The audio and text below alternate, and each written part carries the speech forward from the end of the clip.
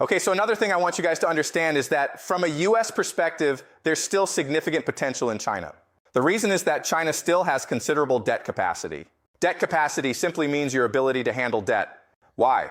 Because China doesn't carry as much debt compared to other nations. Look at this. China, in terms of assets and liabilities, doesn't have much investment abroad. You compare that with countries like Japan, United States, Germany, and United Kingdom. They have a lot invested abroad. China doesn't have that much investment overseas. So in theory, you can encourage the Chinese to purchase more things abroad, which would help the global economy, right? In theory. Now, what's interesting is that China doesn't invest much abroad relative to other wealthy nations, but China also doesn't invest much abroad compared to all nations. Okay, so this is China. It's about the same as India, which doesn't have that much capital. Then countries like Indonesia, Turkey, and Mexico actually invest more abroad than China does. Brazil, Russia, and Saudi Arabia invest a lot. South Africa invests significantly more than China. Okay, so again, from a US financial perspective, China is the last major opportunity in the world. That's why they are coming here. Okay, they want to strike a deal where they can financialize the Chinese economy. Basically use the Chinese economy as collateral to engage in financial speculation across the world. Okay, so let me explain how they're going to do this. All right, so China has a closed capital account. Why do you have a closed capital account? Because you know for a fact that if you open it, Chinese citizens will take the renminbi and convert it all into US dollars. All right? And that causes your economy to collapse, your banking system to collapse. So what's the solution here? Okay, first of all, we need to understand something, and this is really important for you guys to appreciate. Banks create money out of thin air. Okay, money is basically an illusion. So, for example, let's say you are a depositor and you place $1 million into a bank, okay? And the way the bank earns money is by lending to entrepreneurs, right? So then, as a bank, you give $1 million loan to a restaurant entrepreneur, okay? And this is how banks operate. And you might think, okay, if I put $1 million into the bank and the bank loans it to the restaurant entrepreneur, then in theory, the bank should have zero left, right? No, the bank now has $2 million. Okay, banks are allowed, according to accounting rules, to create money every time they issue a loan. So not only do they keep that $1 million from the depositor, but they are also able to generate another $1 million to lend to the restaurant entrepreneur. Does that make sense to you guys? Okay, do you want to know why this is the case? Okay, I'll explain anyway. All right. So before, what were banks? Banks were simply merchants, essentially a merchant alliance. Why? Because merchants needed capital in order to trade. So they came together and created their own bank. Okay? So they were an alliance. And what merchants would do is deposit their gold into this alliance so it could be distributed elsewhere. Okay. Now the problem with gold is that it's heavy. It's difficult to transport. It's also risky because there are pirates. Okay, so the way they used gold to create exchanges and conduct business was by using receipts. Receipts are contracts. So instead of physically giving you the gold, I would just give you a piece of paper stating that I guarantee this paper can be redeemed for gold at my bank. Okay? Does that make sense? All right.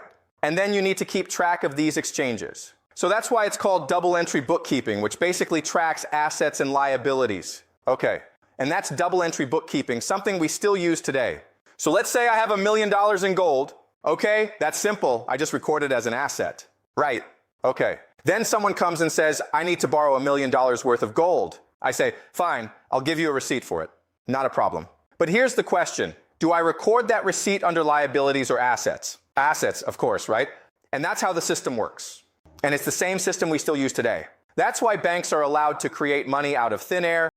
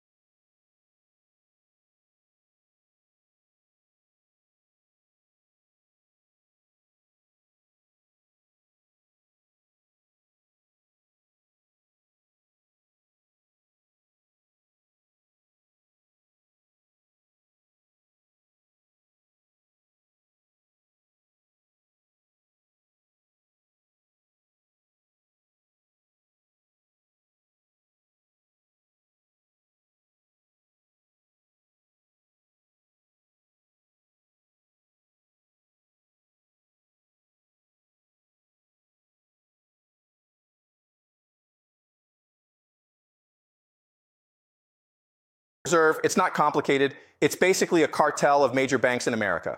Okay, do you understand? Now the government can work with the Federal Reserve and borrow money directly from it, which represents all the banks in the country. Okay, so how does the US government borrow money from the Federal Reserve? It issues bonds.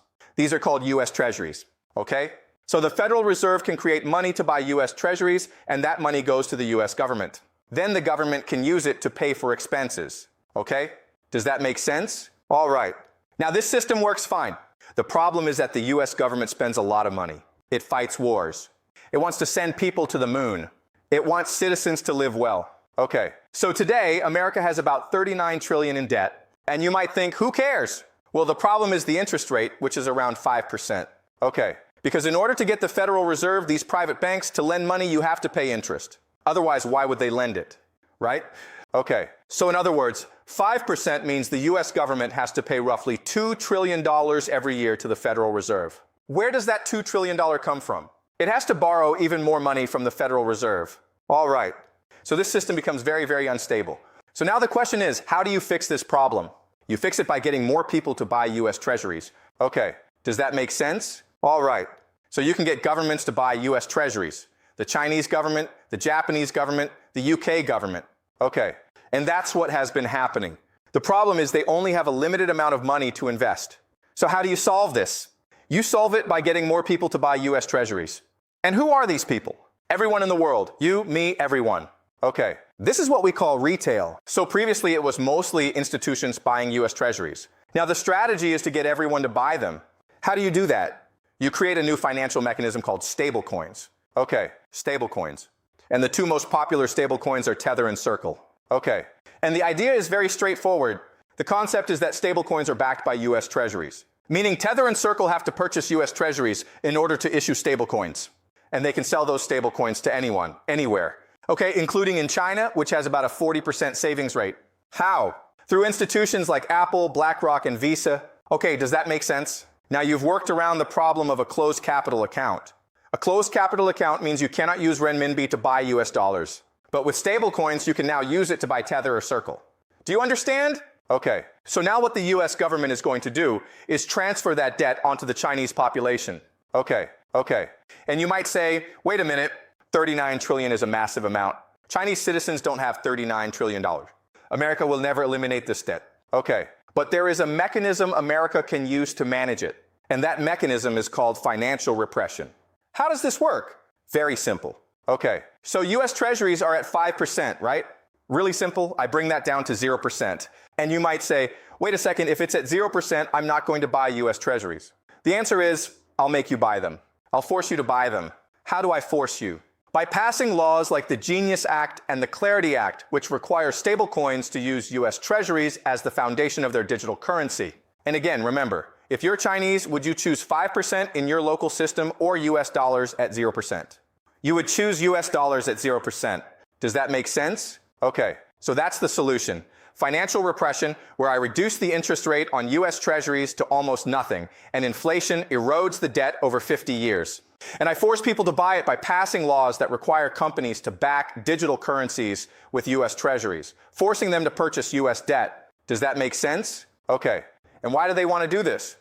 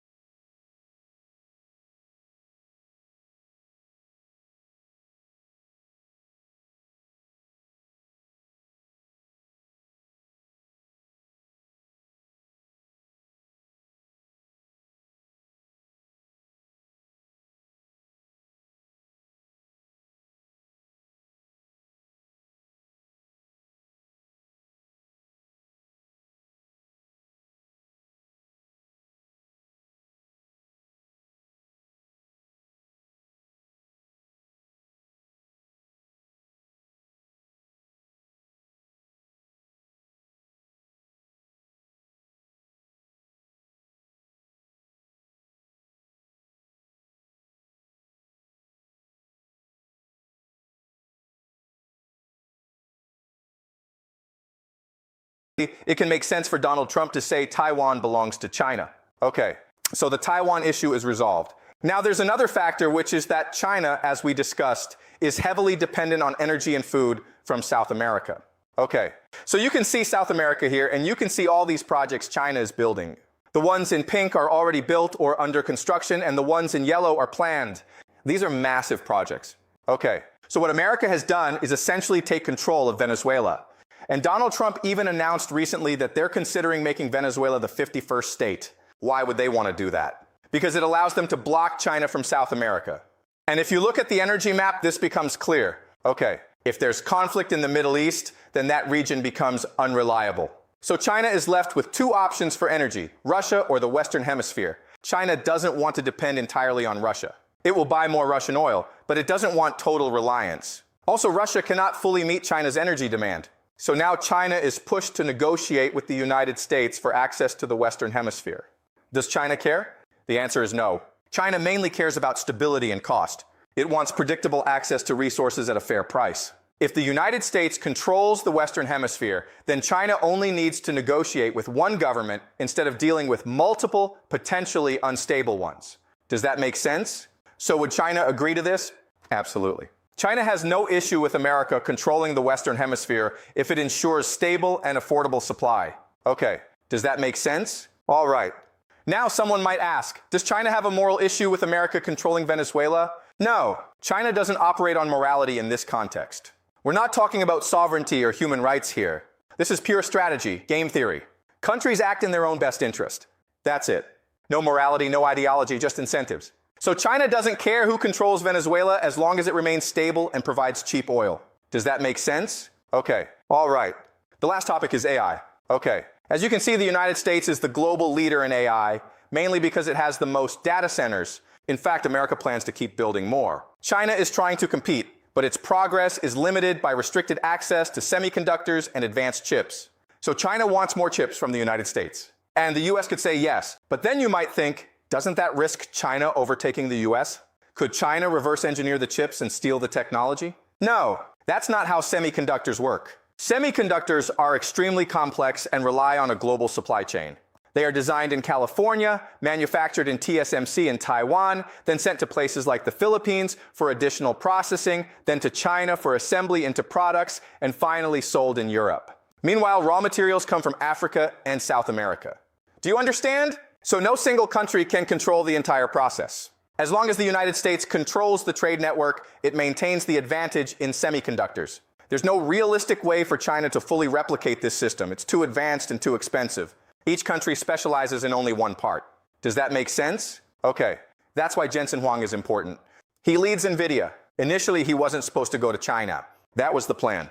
But then, as Trump was traveling through Alaska, Huang joined the trip at the last minute. Not only that, but two major business figures were on the plane, Elon Musk and Jensen Huang. So what happened? Based on business negotiation logic, here's what likely occurred. Officials like Scott Bessent were negotiating the outline of a larger deal, possibly in South Korea. China's priority was access to NVIDIA chips. The US side wanted access to China's financial markets. There was a deadlock, so Trump decided not to include Huang initially. But as the trip progressed, a breakthrough happened. As a signal of goodwill, Trump then allowed Huang